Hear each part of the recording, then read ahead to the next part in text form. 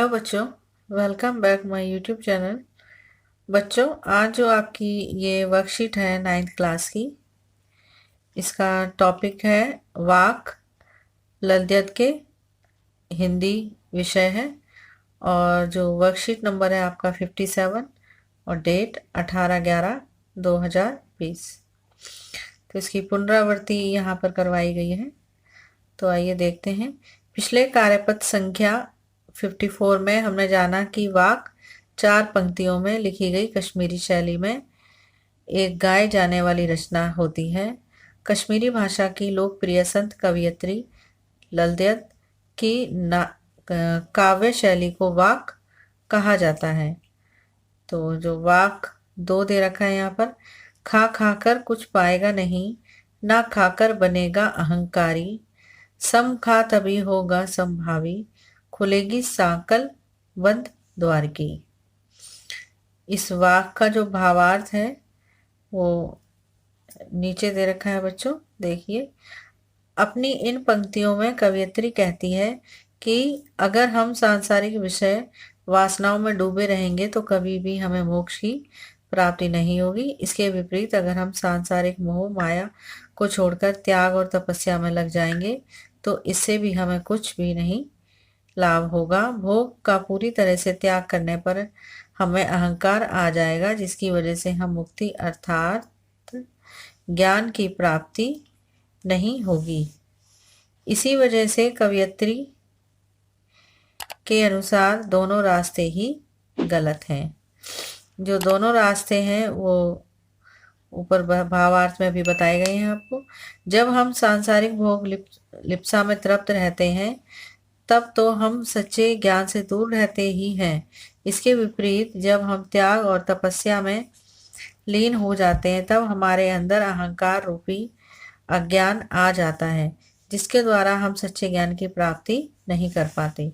इसलिए कवयित्री हमें बीच का मार्ग अपनाने के लिए कह रही है, जिससे हमारे अंदर वासना और भोग लिप्सा भी नहीं होगी और ना ही अहंकार हमारे अंदर पनप पाएगा। तभी हमारे अंदर समानता की भावना रह पाएगी। इसके बाद ही हम प्रभु की भक्ति में सच्चे मन से लीन हो सकते हैं। ये था इसका भावार्थ। अब प्रश्न देखिए इसके। पहला प्रश्न है, कवयित्री बीच का मार्ग अपनाने की सलाह क्यों देती है? दूसरा है, बंद द्वार की साकल खोलने के लिए कवयित्री ने क्या उपाय सुझाया है? प्रश्न 3 है, कवयित्री ने ईश्वर को प्राप्त करने के लिए कौन कौन से 2 रास्ते गलत कहे हैं? प्रश्न 4, प्रस्तुत वाक में कवयित्री क्या प्राप्त करना चाहती है? प्रश्न 5, खा खाकर कुछ पाएगा नहीं, ना खाकर बनेगा अहंकारी। प्रस्तुत पंक्तियों का भाव स्पष्ट कीजिए। तो बच्चों, इसके जो उत्तर हैं वो देखेंगे। पहला प्रश्न है इसका, कवयित्री बीच का मार्ग अपनाने की सलाह क्यों देती है?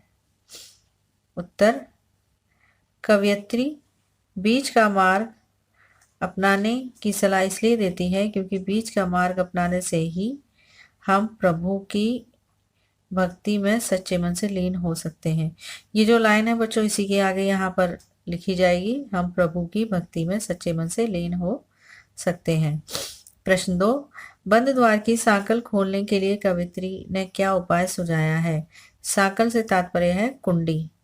उत्तर है इसका, बंद द्वार की साकल खोलने के लिए कवयित्री ने हमें बीच का उपाय सुझाया है, जिससे हमारे अंदर वासना भूख लिप्सा भी नहीं होगी और ना ही अहंकार हमारे अंदर पनप पाएगा। तभी हमारे अंदर समानता की भावना रह पाएगी और ज्ञान का मार्ग खुल जाएगा। प्रश्न 3 है, कवयित्री ने ईश्वर को प्राप्त करने के लिए कौन कौन से 2 रास्ते गलत कहे हैं?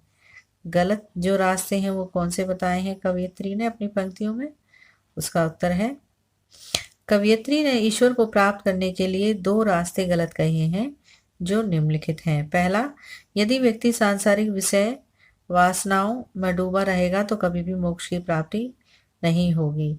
और इसके विपरीत नंबर 2 है, अगर किसी सांसारिक मोह माया छोड़कर त्याग और तपस्या में लग जाएगा, अगर व्यक्ति सांसारिक मोह माया छोड़कर त्याग और तपस्या में लग जाएगा तो इससे भी उसे कुछ लाभ नहीं होगा।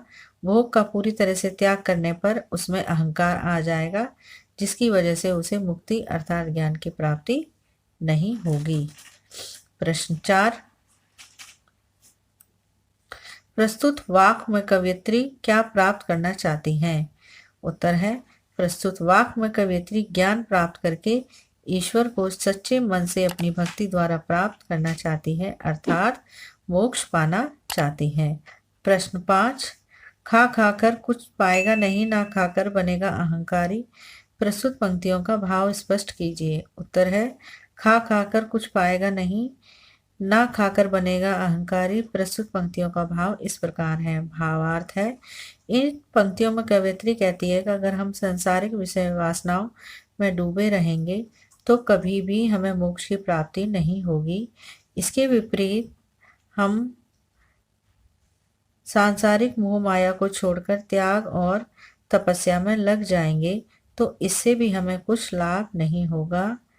वह भोग, यहाँ पर बच्चों भोग होगा, ये वह इस जगह वह के बाद